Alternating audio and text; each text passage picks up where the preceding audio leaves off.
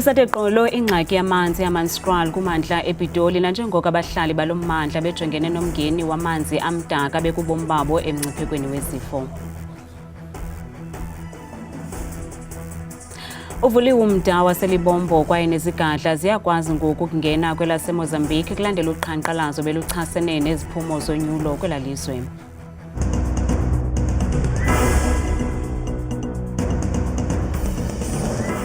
Sinamkele kwiindaba zethu ngokuhlwa nje andambe ndodwa ndamba nophumza sikhumba noyitoliki yolwimi lwezandla bhotani mzontsundu. Abahlali baseHammanskraal kumntla wePitoli iminyaka bejongene nengxaki yamanzi amdaka de ajike ibala kwaye nevumbi liphuma kompompi litsho ngamandla abahlali bathi boyikisela ubomi babo kuba basemngciphekweni wokugula. Kulo nyaka uphelileyo kwasweleka abantu abangaphaya kwama-30 ngenxa yesifo sotyatyazo kule ngingqi. Kwenziwa izithembiso zokuba abahlali baza kufumana amanzi acocekileyo kodwa kunanamhlanje abakabinawo amanzi akhuselekileyo okusela kwaye bathi uninzi lutsala nzima alinamali yokuthenga amanzi asezibhotileni. Le ndawo yaseHammanskraal ingxaki yayo ngamanzi amdaka. Minyaka le abahlali baphila lentlalo yokuwabilisa phambi kokuba bawasebenzise. La manzi amdaka bapheka ngawo, bahlambe ngawo impahla maxa wambi bawasele. La manzi amdaka kule bhafu siyawasela, sipheke ngawo, sihlambe nempahla. Aphumile phezolo nangona bephuma kancinci, asoloko eluhlaza. Xa siwabilisa, aphuma ugwebu, siye silisule ke ukuze sipheke. Siza kugula, la manzi aza kusigulisa. Siyawathenga amanzi. Mna nditya umhlala phantsi, sithenga amanzi i-5 liters yi-R6. Sithenga amanzi kuba la aphuma kule mpompo awakhuselekanga. Xa ephelile la siwathengayo, sisela la amdaka kuba asinayo enye indlela. Ukanti uceba waseHammanskraal uthembise abahlali ngelithi iza kuphela le nyanga benamanzi acocekileyo. As we can see here, there's work happening and we're very sure that by November, end of November, there will be a drop of clean water that will be coming out of their taps. Kulindeleke ukuba ukulungiswa kompompi bamanzi kule ngingqi kuthatha izigaba ezahlukeneyo nekuqikelela ukuba ingayinyanga yonke. Ibuyele esiqhelweni imeko yelizwe laseMozambique emva koqhankqalazo lommandla lwabalandeli bamaqela aphikisayo achaseneyo nombutho oxhuzula imikhala ukusukela ngomnyaka ka-1975 iFrelimo. Oluqhankqalazo lwanyanzelisa ukuvalwa komda owahlula uMzantsi Afrika neMozambique iLebombo kwiveki ephelileyo yaye oko kwadala isankxwe kubaqhubi bezigadla bathwele imithwalo ebheka kwelalizwe. Iziphathamandla ziqinisekise ukuvulwa kwakhona komda owahlula ilizwe loMzantsi Afrika nelizwe laseMozambique iLebombo kulandela ukuvalwa kwawo ngenxa yoqhankqalazo. We are pleased to announce that the Mozambican systems have now been restored, with processing activities resuming at Kilometer 4 checkpoint on the Mozambican side. The port of entry is now open for cargo movement after the Mozambican authorities managed to address challenges with their systems to facilitate processing through Risano Garcia port of entry into Mozambique. Oluqhankqalazo luchasene neziphumo zonyulo likazwelonke lwenyanga iphelileyo eziphinde zonyula umbutho sele uxhuzule imikhala 49 iminyaka lusube imiphefumlo yabantu abathathu ngelixa inani elivisayo lonzakele. Noko kunjalo amashishini kwidolophu iKomati Port eMpumalanga ayaluva ulwamvila loluqhankqalazo nolubangele ukuvalwa mba komda iLebombo. It is not a small impact, it's severe. Our reliance on the Mozambican buying power is tremendous. In the COVID times, we didn't experience pains because, funny enough, we had a lot of buying power still from Mozambique. But presently, all that is gone. Passing trade we rely heavily on. The restaurants got almost no feet at the moment, and our accommodation is also down. So, and the town's like a little bit of a ghost town at the moment.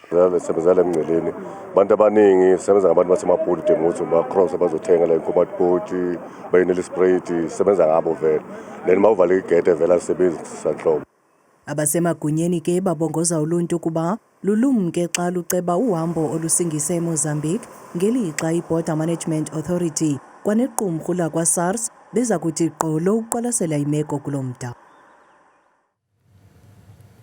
Inzalelwane yephondo iMpuma Koloni igqibe ekubeni ithathele kuyo uxanduva lokuqinisekisa ukuba amantombazana kwizikolo zeliphondo ayalonwabela ixesha lawo lokuya exesheni ngokuthi awathi jize ngeziqhusheki iipads ukutsho ezingalahlwayo. Alizwa Sikhafungana imbaleki efince 42 nomvo ekhilomitha eKapa kutshanje ngelokunyusa ingxowa-mali yokuthenga inkitha yeepads nezihlangu sewaphisa ngazo kwizikolo ezithile zaseMpuma Koloni eziquka eso samabanga aphakamileyo Fort Malan kuGatyane. Tsikinoyiya uzanengxelo. Ngethuba inyuka iintaba icanda amathafa ebila esoma uAndiswa Sikhafungana engqondweni yakhe bekunkenteza abantwana bezikolo ezahlukeneyo zaseMpuma Koloni apho ikhoyo inkaba yakhe.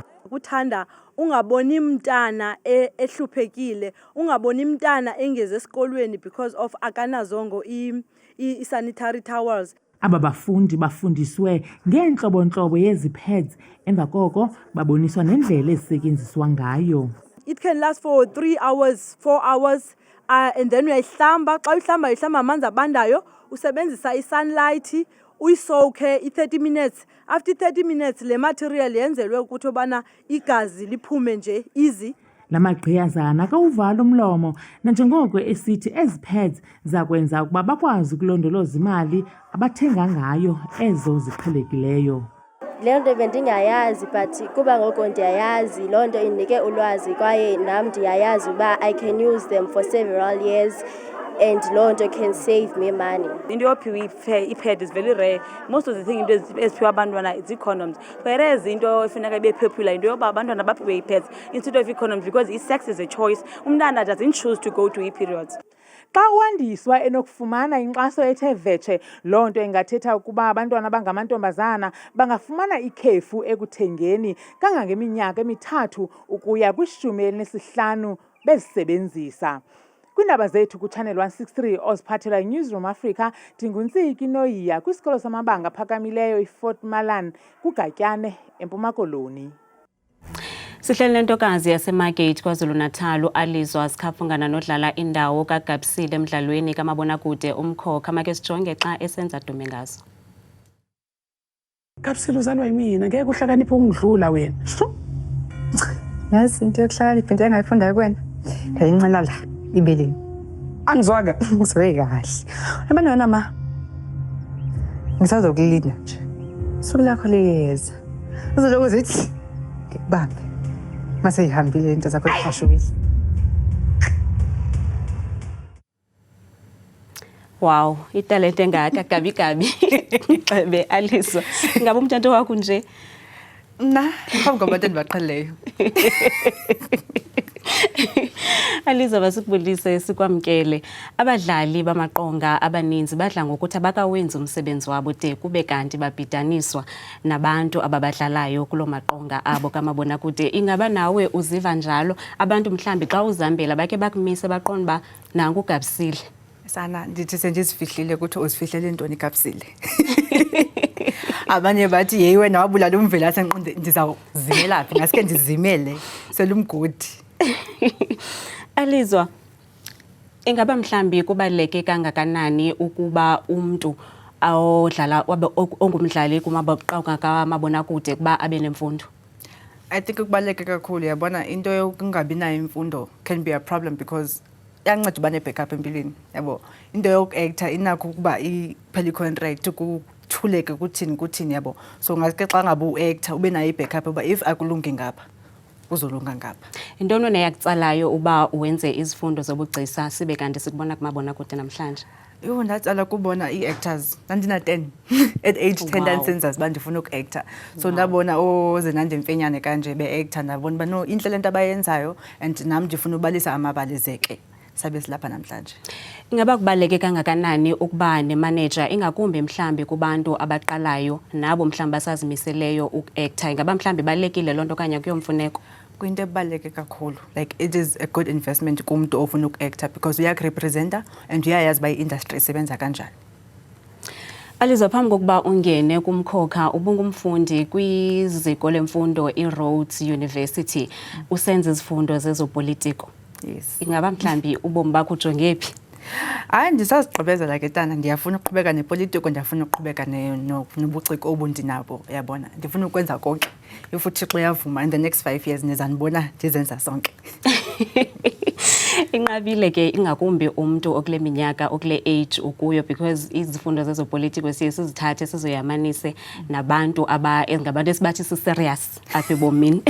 Ingaba kule minyaka izayo uzibona uphi? Use-Hollywood mhlawumbi? Oh, ndiyathandaza kuThixo uba ke siyobona nase-Hollywood, but siphinde sibuyele ekhaya because amabali asekhaya abalulekile. Zindoni mhlawumbi ezinye izinto onqwenela ukuzenza? Ndiyanqwena ukuba sifundise abantu ngezopolitiko kakhulu, because I feel like i-youth yanamhlanje i-interest ikhona, but i-education about ipolitiko ayikho, yabo. Xa sino-educate abantu ngepolitiko, si-educate abantu nge-arts, ininzi into esingayenza elizweni lethu elihle lase-South Africa. Ukhuye mhlambi kwindawo ezifana noBizana, njengoba siyazi uba inkaba yakho ilele khona. Hayi ke sana, iBizana ndihamba qho. Umama umtshatele khona, so ndinazilali eziseBizana kwilali yaseMphetshwa, ndinazonelali eziNcuka eMatatikele, but ndikhulele eMagate. Xa uzijongile ke Alizwa, njengoba ubhizi nje ungumdlali weqonga kumabonakude, ingaba mhlambi usezawuhlala uqhubekeke ungumdlali kamabonakude kumkhokha, okanye mhlambi zikhona nezinye indawo ozijongileyo uzawube phinde futhi ube ngumdlali wezopolitiki, uzawuzenza zombini ngexesha elinye? Well, umkhokha kusazoqhubeka till next year, but emva koko ke uzawube sewuphelile. Mna ke ngoku senjonge ukwenza ezinye izinto efike eqala phakathi kwepolitiko neqonga, sawubona uba senza ntoni ngayo. So senigqibile ngoku ukwenza isenzo? Sigqibile. Masibulele ke kuwe ke Alizwa ngexesha lakho. Ndiyabulela kakhulu. Sibambe ngazo zibini nguAlizwa Sikhafungana ke lona ngumdlali weqonga kwibali umkhokha. Masiphosa amehlo kwimozulu nesiphathelwe ngithabile Makhaphela.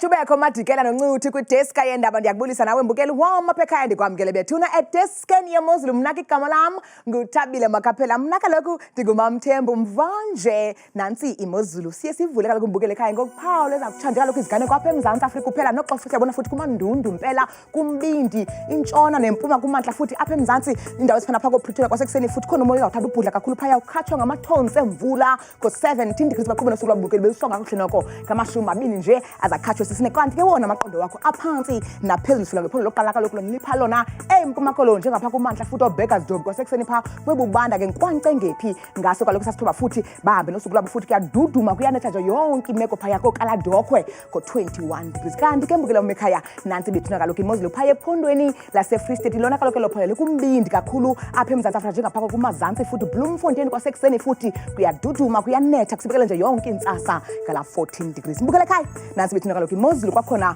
phaya ephondweni lasentshona Koloni ngomso kwindawo ezikwiMpuma namazantsi welamandla futhi njengapha kaloku George neziphaluka kwasekuseni futhi ngelashumi nje likhatshwa sisihlanu baqhube nosuku ngamafu nendudumo ngo-19 degrees. Nantsi kaloku bethuna kwakhona imozulu phaya ephondweni laseNorthern Cape ngomso phaa kumantla futhi njengapha kaloku Upington futhi kuyanetha kwasekuseni futhi nezontshizana kwakhona noxa beyivela kamandi imini yabo futhi kufudumele ngo-30 degrees. Nantsi bethuna kaloku imozulu futhi phaya ephondweni elilandela lona ke lipha kaloku eNorthwest ngomso amazantsi futhi umzekelo Moruleng phaya ngala 18 degrees futhi qhubekeke futhi kunethe kwakhona futhi yonke emva kwemini ngala 30 degrees.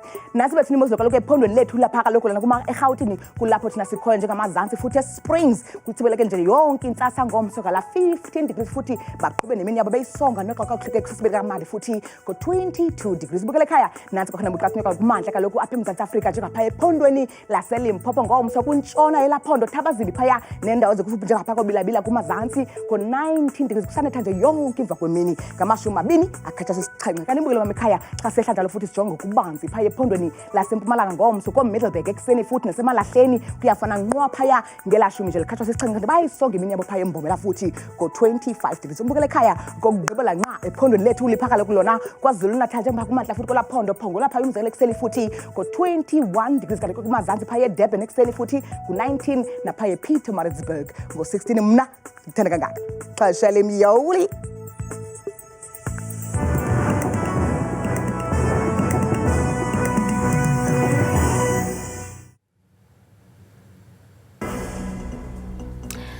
Wayesakuba ngusodolophu kwisixeko saseRhawutini uKabelo kwamanda ukhutshiwe kube nkokheli besi sixeko kuya phambili njengoko ejongene nezityholo zobuqhophololo. Kamnandi mawethu.